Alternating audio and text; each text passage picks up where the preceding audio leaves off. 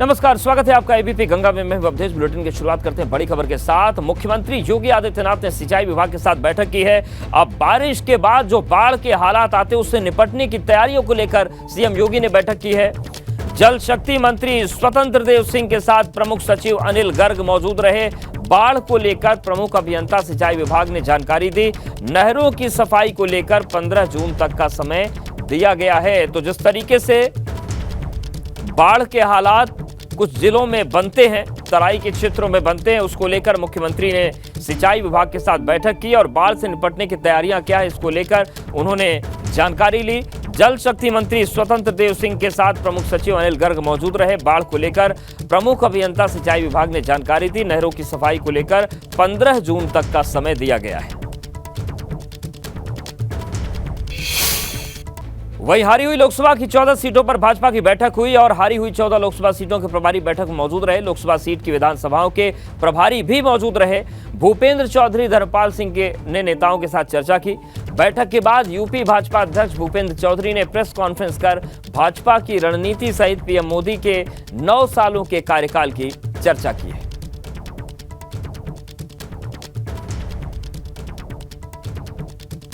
तो 14 सीटों पर भाजपा की बैठक हुई है क्योंकि ये 14 सीटें भाजपा के पास नहीं है। 2019 में 64 सीटें भाजपा ने जीती थी और 2022 के उपचुनाव में रामपुर आजमगढ़ को जीत लिया था। लेकिन 14 लोकसभा सीटें ऐसी हैं जिन्हें अभी जीतना है और इनको जीतकर ही मिशन 80 पूरा किया जा सकता है। इसी को लेकर ही बैठक थी। प्रधानमंत्री जी के नेतृत्व में केंद्र की भाजपा सरकार को 9 वर्षों का कार्यकाल गरीब कल्याण और भारत के नवनिर्माण को समर्पित रहा है।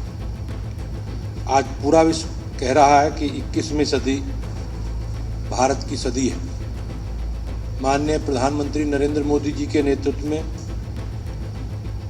परिवारवाद, जातिवाद, भ्रष्टाचार और तुष्टीकरण की राजनीति को समाप्त कर विकासवाद की राजनीति को स्थापित करने का काम किया है। आज भारत अपनी विरासत और संस्कृति को संजोते हुए विकास के नित नए आयामों को छूने वाला भारत है। पार्टी के राष्ट्रीय अध्यक्ष आदरणीय श्री जगत प्रसाद जी नड्डा के निर्देश पर पार्टी का महासंपर्क अभियान शुरू हुआ है। पार्टी और सीधे रुक करते ब्यूरो चीफ वीरेश पांडे का इस वक्त तो भाजपा अध्यक्ष से बात कर रहे हैं। करने का संवैधानिक लोकतांत्रिक अधिकारों को, लोगों के अधिकारों को खत्म करने का काम कांग्रेस पार्टी ने इमरजेंसी लगाकर किया है। 1975 में जिस प्रकार से श्रीमती इंदिरा गांधी जी ने संवैधानिक अधिकारों को, जो लोगों को संविधान अधिकार देता है, उन संविधान अधिकारों को समाप्त करके और एक अपना एजेंडा इमरजेंसी के रूप में थोपने का काम किया। लोकतंत्र के लिए इससे शर्मनाक दिन और काला दिन हो नहीं सकता और कांग्रेस को इमरजेंसी पर बोलना चाहिए। उसका जवाब राहुल गांधी को देना चाहिए। मोदी शासनकाल में अल्पसंख्यकों, मुसलमानों की स्थिति बेहद खराब है, ये भी आरोप है। निश्चित रूप से सरकार ने, देश के प्रधानमंत्री जी के नेतृत्व में मोदी जी ने, जो उनका मुख्य विषय है, एजेंडा है, उन्होंने हमेशा 140 करोड़ लोगों की, हमेशा देशवासियों को, सबको एड्रेस किया है। और उनका जो संकल्प है सबका साथ, सबका विकास और सबका विश्वास, इस फार्मूले पर सरकार काम कर रही है। मोदी जी के नेतृत्व में हमारी पार्टी काम कर रही है और हम सबको साथ लेकर चल रहे हैं। हाँ, हमारा एक, हम तुष्टीकरण किस करने का, हम वोट बैंक के रूप में किसी को नहीं देखते। हम भारत के सभी नागरिकों को समानता के व्यवहार के साथ भारतीय जनता पार्टी सबको साथ लेकर चल रही है। और निश्चित रूप से सरकार की जितनी भी योजनाएं हैं, जो भी सरकार, पुरानी सरकारें वोट बैंक के रूप में भेदभाव करती थी, लेकिन बीजेपी की सरकार ने, मोदी जी की सरकार ने सबके लिए, जो हमारा पार्टी का, हमारा मूल मंत्र है गरीब कल्याण का और अंतिम छोर पर बैठे व्यक्ति को समाज की मुख्य धारा में लाने का, हम उस एजेंडे के साथ भारतीय जनता पार्टी मोदी जी के नेतृत्व में आगे बढ़ रही है। कांग्रेस के लोगों ने, राहुल गांधी जी ने कुछ नहीं किया देश के लिए और आज आप देख रहे होंगे दुनिया में भारत की साख, हमारी प्रतिष्ठा और हमारी सरकार, मोदी जी की सरकार देश के नागरिकों के हितों को ध्यान में रखते हुए अंतर्राष्ट्रीय स्तर पर अपनी नीति बना रही है। हम उस आधार पर समझौते कर रहे हैं और आपने उसका भारत की बढ़ती हुई ताकत का, देश के प्रधानमंत्री जी की लोकप्रियता का आपने देखा। पापुआ न्यू गिनी के राष्ट्रपति ने किस तरह सार्वजनिक एक स्थान पर उन्हें सम्मान दिया। ये दुनिया के लिए भारत की बढ़ती हुई ताकत का प्रतीक है और हमारे लाखों करोड़ों देशवासियों के लिए गौरवान्वित होने वाला विषय। भूपेंद्र जी, सवाल समाजवादी पार्टी से है। समाजवादी पार्टी ने अब कहा है कि वो नैमिषारण से अपने चुनावी अभियान की शुरुआत करेगा। वहाँ प्रशिक्षण है, वहाँ पर तमाम तरह के काम वो करेंगे। तो ये सॉफ्ट हिंदुत्व की तरफ समाजवादी पार्टी जाती हुई दिख रही है। पहले कांग्रेस ने भी वो रुख अख्तियार किया था। नहीं, उन्हें अपना एजेंडा तो उन्हें तय करना है, लेकिन जनता निश्चित रूप से जो उनकी सरकारों के कालखंड के समय अराजकता, गुंडागर्दी, बेईमानी, पूरा प्रदेश दंगाइयों के हवाले, सरकार दंगाइयों के साथ खड़ी रहती थी, किस प्रकार से माताओं बहनों के साथ बर्ताव होता था। उत्तर प्रदेश में लोग कानून व्यवस्था के नाम पर लोग चिढ़ाते थे। लेकिन सवाल ये है कि हिंदुत्व की बात आप करते रहे हैं या उनका आरोप लगा रहा था। आप सनातन की बात करते हैं, आप संस्कृत की बात करते हैं, आप राष्ट्रवाद की बात करते हैं, लेकिन जो समाजवादी पार्टी है वो कभी इस तरह की बात नहीं करती रही। लेकिन समाजवादी पार्टी अब कह रही है कि वो नैमिषारण से अपने अभियान की शुरुआत करेगी। तो आपको नहीं लगता कि वो हिंदुत्व यानी सॉफ्ट हिंदुत्व जिस पर आप लगातार चलते रहे, अब वो भी कदम आगे बढ़ा रहे हैं, आपसे प्रेरित हो रहे हैं? नहीं, निश्चित रूप से समाजवादी पार्टी कन्फ्यूज है।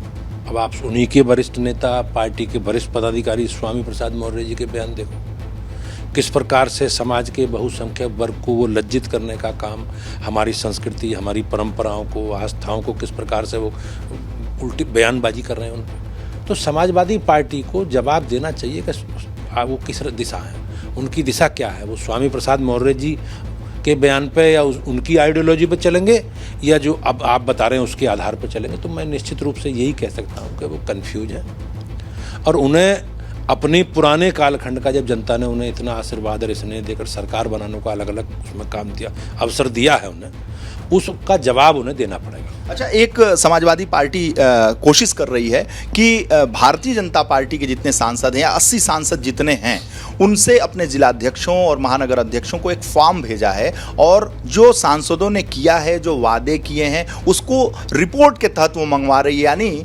घेरने का काम समाजवादी पार्टी कर रही है भाजपा के और अन्य सांसदों।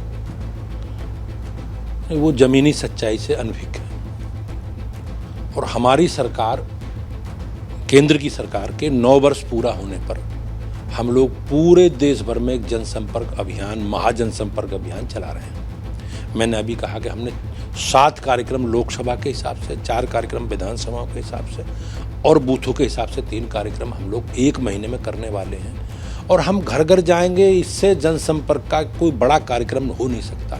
और हमने जो काम किए, हमारा जो रिपोर्ट कार्ड है, वो रिपोर्ट कार्ड लेकर हम समाजवादी पार्टी को रिपोर्ट कार्ड देने की जरूरत नहीं है, हम जनता को देंगे। और हमने बिजली, पानी, सड़क, शिक्षा, स्वास्थ्य, सुरक्षा, सारे विषयों पर जो बातें बीजेपी ने कही हैं या हमारे जो कोर एजेंडे से जुड़े विषय थे, धारा 370, कॉमन सिविल कोड, राम जन्मभूमि, हमारा कमिटमेंट था जी जनता से, हमने सबको पूरा करने का काम किया है। और मेरे लिए गौरव की बात है एक बीजेपी के कार्यकर्ता के रूप में कि देश के प्रधानमंत्री जी के नेतृत्व में आज दुनिया में भारत की साख और जो हमारी कल्पना है कि भारत माता को विश्व गुरु के रूप में स्थापित करना हमारे लिए छठी पीढ़ी है, ये उसके आधार पर ये एक हमारे लिए गौरव की बात है। एक सवाल है कि कल युवा मोर्चा की बड़ी बैठक थी, तेजस्वी सूर्या वहाँ मौजूद थे, स्मृति ईरानी वहाँ मौजूद थी। कहा जा रहा है कि स्मृति ईरानी ने युवा मोर्चा के पदाधिकारियों से, कार्यकर्ताओं से बहुत सारे सवाल पूछे जिसको वो बताने में अक्षम साबित हुए, वो सही नहीं बता पा रहे। तो आपको क्या लगता है कि जो दीदी ने एग्ज़ाम लिया, स्मृति ईरानी ने एग्ज़ाम लिया, उसमें युवा मोर्चा फेल साबित हुआ? नहीं, निश्चित रूप से मुझे जानकारी नहीं है कि उन्होंने क्या क्या पूछा, लेकिन अगर उन्होंने पूछा और हम लोग जवाब संगठन से भी सही तो निश्चित रूप से कहीं ना कहीं प्रशिक्षण में कमी है। और मैं युवा मोर्चा के सभी लोगों से, अगर ऐसा है तो उन्हें अपने कार्यकर्ताओं को प्रशिक्षित करना चाहिए। आप एक बड़ी बात कह रहे हैं। हाँ, निश्चित रूप से अगर ऐसा है और वो प्रश्नों का जवाब उनके नहीं दे पाए हैं, संगठन से जुड़े विषय उन्होंने पूछे होंगे, तो कहीं ना कहीं मुझे लगता है कि प्रशिक्षण की कमी है। आखिरी सवाल है, आज एक और कार्यवाहक डीजीपी इस पद पर आए हुए हैं, लगातार कार्यवाहक अस्थायी डीजीपी यूपी को मिल रहा है। आप जो सत्ता में सरकार है उसको, उस पार्टी के मुखिया हैं, तो आपको लगता है कि अस्थायी डीजीपी होना चाहिए, ये समय की मांग है? हाँ, निश्चित रूप से होना चाहिए, लेकिन ये तो सरकार को निर्णय करना है, सरकार को भी इसका जवाब देना है। लेकिन उनके सामने क्या परिस्थिति है, उतनी बारीकी बहुत ज़्यादा जानकारी मेरे पास नहीं है, लेकिन होना चाहिए, मैं इस बात से सहमत हूँ। बहुत बहुत धन्यवाद आपका। ये प्रदेश अध्यक्ष हैं बीजेपी के भूपेंद्र चौधरी। उन्होंने कई मुद्दों पर बात की। उन्होंने कहा सबका साथ सबका विश्वास के आधार पर काम जारी है। उन्होंने ये भी कहा कि सपा का जो सॉफ्ट हिंदुत्व है वो उन्हें तय करना है, लेकिन ये तय करना है कि वो सॉफ्ट हिंदुत्व पर जा रहे हैं या फिर स्वामी प्रसाद मौर्य के बयान के साथ हैं। सपा नेता समाज के बहुसंख्यक का भावनाओं का अपमान करते हैं, ये बात उन्होंने कही। और इस पूरे चुनावी प्रक्रिया को लेकर उन्होंने ये भी कहा है कि जिस तरीके से काम बीते 9 सालों में हो रहा है, जनता भाजपा के साथ है। यूपी भाजपा के उपाध्यक्ष और एमएलसी विजय बहादुर पाठक ने सपा पर बड़ा हमला बोला। उन्होंने कहा कि सपा कुछ भी कर ले उससे कोई फायदा नहीं होगा। हमारे साथ में इस समय भारतीय जनता पार्टी के एमएलसी विजय बहादुर पाठक जी हैं। सर, जिस तरह से अभी सपा जो है पूरे प्रदेश में प्रशिक्षण कार्यक्रम शुरू कर रही है, लेकिन शुरुआत हो रही है लखीमपुर की। जब बात करते हैं तो गोला गोकर्णनाथ से छोटी काशी कहा जाता है। इसके बाद अगला कार्यक्रम सीतापुर के नैमिषारण्य में 33 करोड़ देवी देवताओं का स्थान। और जिस तरह से भाजपा अयोध्या की बात करती है, भगवान राम की, क्या माने उसकी काट के रूप में कार्यक्रम है? देखिए, जब राजनीतिक रूप से निर्णय लिए जाते हैं तो वो उसी दृष्टि से देखे जाएंगे। भारतीय जनता पार्टी स्वाभाविक रूप से जो हमारे हिंदू तीर्थ स्थल हैं, उन तीर्थ स्थलों का हम सम्मान करते हैं और जाते हैं। उनकी क्या धारणा रही है सब लोग जानते हैं, तो राजनीतिक रूप से उनको कार्यक्रम कहाँ करना है ये उनका विषय तय करें। आप लोग किस तरह से देखते हैं सियासी पहलू से उनका इन जगहों को चुनना कार्यक्रम? देखिए, इसके पीछे सियासी बिंदु है तो स्वाभाविक है उसका लाभ नहीं मिलने वाला है, और अगर धार्मिक है तो धार्मिक आस्थाएं हैं, मान्यताएं हैं, जाना चाहिए। जाने पर उनको आशीर्वाद मिलेगा, सम्मान मिलेगा। यह सोच देर आए दुरुस्त आए। अच्छा, एक चीज़ और देखिए, अगर हम 2017 के चुनाव, 2019 के चुनाव में देखें तो कांग्रेस को भी कुछ इस तरह से देखा था, चाहे प्रियंका गांधी हो चाहे राहुल गांधी हो, भी मंदिरों पे जाया करते थे। अब सपा की तरफ से इस तरह के कार्यक्रम नहीं, पर जब आपने पुराना जिक्र किया तो उसके परिणाम भी आप जानते हैं। मैंने कहा कि जब इसके उद्देश्य निहितार्थ राजनीतिक होते हैं तो उसका उत्तर इसी तरह से मिलता है। और केंद्रीय सहकारिता राज्य मंत्री बीएल वर्मा ने सपा के सॉफ्ट हिंदुत्व पर प्रहार किया। उन्होंने दावा किया कि सपा चुनाव के लिए अलग रणनीति अपनाती है, लेकिन जनता सब जानती है और यही वजह है कि 2017 से लगातार सपा हर चुनाव हार रही है। अगर बात करें तो अखिलेश यादव भी अब सॉफ्ट हिंदुत्व की ओर जाते हुए दिख रहे हैं। अपनी अगर बात करें तो बैठक करने वाले नैमिषारण्य में और इसके अलावा जो है गोला गोकर्णनाथ में, तो कहीं ना कहीं एक सॉफ्ट हिंदुत्व की ओर अखिलेश यादव भी जाते हुए दिख रहे हैं। क्या बीजेपी की काट माना जाए इसे? देखिए, अखिलेश यादव की न कोई नीति है न कोई नीयत उनकी ठीक है, इसलिए वो बार बार भटकते घूमते हैं। तो 2017 से पहले का शासन अगर देखेंगे, जिस तरह का उनके शासन में गुंडाई और माफियागिरी होती थी, तो मुझे लगता है कि वो कहीं कुछ भी जाए, 2017 हो, 2019 हो, 2022 हो या फिर स्थानीय निकाय के चुनाव हो, सभी में लगातार हार पर हार जो मिलती जा रही है। उसी बौखलाहट में वो तरह तरह के निर्णय बदलते रहते हैं, लेकिन वो चाहे जितने निर्णय बदलें कुछ होने वाला नहीं है। और 2024 का जो चुनाव जब आएगा तो मुझे लगता है कि समाजवादी पार्टी का खाता अखिलेश यादव खोल नहीं पाएंगे। कांग्रेस पार्टी के साथ भी देखा गया था जब चुनाव नजदीक आते हैं तो चाहे राहुल गांधी चाहे प्रियंका गांधी तमाम सारे मंदिरों पे जाकर दर्शन पूजन करते हैं। अब अखिलेश यादव भी कहीं उस परिपाटी पे जाते हुए दिख रहे हैं। तो बीजेपी जो एक हिंदुत्व को लेकर के मुखर आवाज उठाती है, क्या उसी की काट ढूंढ रही है विपक्षी पार्टियां? देखिए, हम जो काम भारतीय जनता पार्टी करती है वो लगातार एक जैसा करती है। ये लोग जब चुनाव आते हैं तो अपने अलग अलग तरीके से ये मंदिर मस्जिद याद आते हैं या इस प्रकार के एजेंडे याद आते हैं, लेकिन भारतीय जनता पार्टी हमेशा अपना विकास के मुद्दों पर काम करती है। से बातचीत करने के लिए केंद्रीय सहकारिता राज्य मंत्री बीएल वर्मा, जिन्होंने तमाम सारे मुद्दों पर एबीपी गंगा से खास बातचीत की। रोहित के साथ अविनाश तिवारी, एबीपी गंगा, दिल्ली। सपा प्रवक्ता उदयवीर सिंह ने भाजपा सरकार पर बड़ा हमला बोला है। उन्होंने कहा कि सपा यूपी सरकार पर कोई वादा पूरा नहीं करने का उन्होंने आरोप लगाया है। सपा के सॉफ्ट हिंदुत्व भी उन्होंने जवाब दिया है। उदयवीर जी, एक पूरा फॉर्मेट हमने देखा आप लोगों ने बनवाया है कि कौन से 5 प्रमुख अधूरे काम रह गए सांसदों के जो मौजूदा हैं। हालांकि उनकी उपलब्धियां भी आप इकट्ठा कर रहे हैं, जनता की उपेक्षाएं भी। क्या है पूरा मामला है फॉर्मेट का? वैसे विषय फॉर्मेट का नहीं है, लेकिन जनता के बीच में जब कोई पार्टी जाती है, कोई नेता जाता है तो वो वादे करता है, उन वादों को पूरा करने की उसकी जिम्मेदारी है। भारतीय जनता पार्टी की सरकार ने कोई भी वादा ईमानदारी से पूरा नहीं किया। अधूरा की बात छोड़िए, शुरू ही नहीं किया। तो निश्चित तौर पर ये हिसाब किताब होना चाहिए कि उन्होंने क्या क्या वादे किए थे, क्या क्षेत्रीय स्तर पे किया था, क्या राष्ट्रीय स्तर पे किया था, क्या प्रदेश स्तर पे किया था। और उन वादों के मामले में वादा पूरा करना की तो बात छोड़िए, उल्टा हो रहा है। आप बात कर रहे थे महंगाई ख़त्म कर देंगे, महंगाई इतिहास में सबसे ऊपर जा रही है। आप कह रहे थे भ्रष्टाचार पे 0 टॉलरेंस होगा, पूरी सरकार भ्रष्टाचार में मस्त है। दिल्ली और लखनऊ में झगड़ा चल रहा है कि कौन ज़्यादा बड़ा भ्रष्ट साबित हो जाता है। तो ऐसी परिस्थितियों में जवाबदेही सुनिश्चित करना विपक्ष का काम है और उस काम को समाजवादी पार्टी करेगी। तो ये थे हमारे साथ में सपा प्रवक्ता और पूर्व MLC उदयवीर सिंह। कैमरा सहयोगी जितेंद्र के साथ शैलेश अरोरा, ABP गंगा, लखनऊ। बड़ी खबर आ रही है आगरा से। आगरा में कारागार मंत्री धर्मवीर प्रजापति के बेटे पर जानलेवा हमला हुआ है। गाड़ी में टक्कर मारने के बाद हथौड़े से हमले का आरोप है। हमले में बाल बेटे की जान बची। पुलिस ने आरोपियों के खिलाफ केस दर्ज कर लिया है। तो बड़ी खबर आगरा से है, जहां पर कारागार मंत्री धर्मवीर प्रजापति के बेटे पर जानलेवा हमला हुआ है। गाड़ी में टक्कर मारने के बाद हथौड़े से हमले का आरोप है। हालांकि बाल बच गए उनके बेटे। पुलिस ने आरोपियों के खिलाफ केस दर्ज कर लिया है। और नितिन हमारे साथ जुड़ गए। नितिन, क्या जानकारी मिल रही है, कहां की घटना है ये? ये घटना थाना टांसवाला इलाके में टेडी वगिया क्षेत्र की है और ये घटना कल की है। लेकिन क्योंकि मुकदमा दर्ज हुआ है और आज FIR कॉपी पब्लिक डोमेन में जानकारी सामने आई है, इसको लेकर जब हमने बात की है मंत्री धर्मवीर प्रजापति के बेटे से, तो उनका कहना है कि एक जो लोडिंग टेम्पो है उससे उनकी गाड़ी टकराती है। जब उन्होंने इस बात का विरोध करते हैं तो कई सारे साथी उस लोडिंग टेम्पो के चालक के साथ उनके साथ जानलेवा हमले के उद्देश्य से उन पर मारपीट के लिए उतारू हो जाते हैं और फिर पुलिस को इत्तला दी जाती है। तो उसके बाद कुछ साथियों को अरेस्ट कर लिया गया फरार है। और ये घटना तब हुई जब मंत्री की जो पत्नी और उनके जो बेटे दोनों दशहरे के अवसर पर अपने घर जा रहे थे। घर से वापस शहर में जो घर है वहाँ आ रहे थे। तो ये सभी घटना इस मामले में धारा 279, 427। बिल्कुल, तो तमाम आरोप है और पुलिस जांच करे। शुक्रिया नितिन आपका जानकारी के लिए, अपडेट्स के लिए। गाजियाबाद में नाबालिग लड़के के धर्म परिवर्तन का मामला सामने आया है। ऑनलाइन गेमिंग के जरिए नाबालिग लड़के के धर्म परिवर्तन का आरोप है। धर्म परिवर्तन कर नाबालिग लड़का पढ़ने लगा, 5 वक्त की नमाज पढ़ने लगा। लड़के के पिता की शिकायत पर मस्जिद के इमाम पर केस दर्ज किया गया है। ऑनलाइन गेमिंग के जरिए मुंबई के युवक के संपर्क में आया था और उसने धर्म परिवर्तन कर लिया और पिता का आरोप है कि अब वो 5 वक्त की नमाज भी पढ़ रहा है।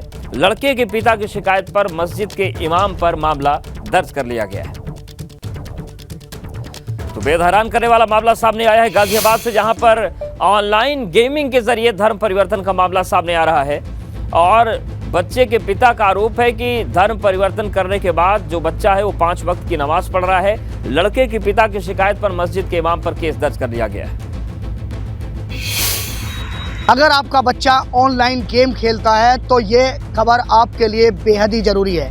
गाजियाबाद के थाना कविनगर में एक मामला दर्ज हुआ है जिसमें कि एक नाबालिग किशोर ऑनलाइन गेम खेलता था और उसके बाद उसका ब्रेन वॉश ऐसा किया गया कि उसने अपने धर्म को छोड़ दूसरे धर्म को अपनाने का फैसला तक कर लिया। वह अपने धर्म को छोड़ मस्जिदों में जाने लगा और वहां पर 5 टाइम की नमाज अदा करने लगा। ऑनलाइन गेम खेलते खेलते वो कुछ ऐसे लोगों से जुड़ गया जो लोग ब्रेन वॉश करते थे और उन्होंने उसका ऐसा ब्रेन वॉश किया कि वह अपने धर्म को छोड़ने तक के लिए तैयार हो गया और मस्जिदों में जाने लगा। अपने घर से बोलता था कि मैं जिम जा रहा हूँ, लेकिन वह जिम नहीं, वह मस्जिद में जाता था। प्रदेश के डिप्टी सीएम ब्रजेश पाठक ने आज पुलिस लाइन में अधिकारियों की समीक्षा बैठक करने के बाद सुल्तानपुर मेडिकल कॉलेज के निर्माणाधीन भवन का निरीक्षण किया। निरीक्षण के दौरान कमियां पाए जाने पर उन्होंने PWD के अधिशासी अभियंता को कार्यों में गुणवत्ता सही न पाए जाने पर जमकर फटकार लगाई और अवधि के अंदर काम पूरा करने का निर्देश दिया। इसके पहले उन्होंने पुलिस लाइन में अधिकारियों के साथ समीक्षा बैठक की। इस दौरान अधिकारियों के पेच कसे। उन्होंने कहा कि देश मोदी के नेतृत्व में काफी आगे चल रहा है, कई विकास कार्य तेजी से चल रहे हैं। आदरणीय प्रधानमंत्री नरेंद्र मोदी जी के नेतृत्व में केंद्र के 9 वर्ष सफलतापूर्वक पूर्ण करने पर महा जनसंपर्क अभियान के माध्यम से घर घर जन जन तक पहुंचेगी। केंद्र की सभी योजनाओं के बारे में जानकारी देंगे। संपर्क अभियान के साथ साथ जनसभाएं भी होंगी और सभी हमारे केंद्र के नेता, प्रदेश के नेता पूरे प्रदेश में जुट करके जन जन को इस बात का माननीय प्रधानमंत्री नरेंद्र मोदी जी के नेतृत्व में जिस ढंग से देश और दुनिया के पैमाने पर भारत का सम्मान बढ़ा है, घर घर जाकर के बताएंगे। अब भारत एक बदलता हुआ भारत है।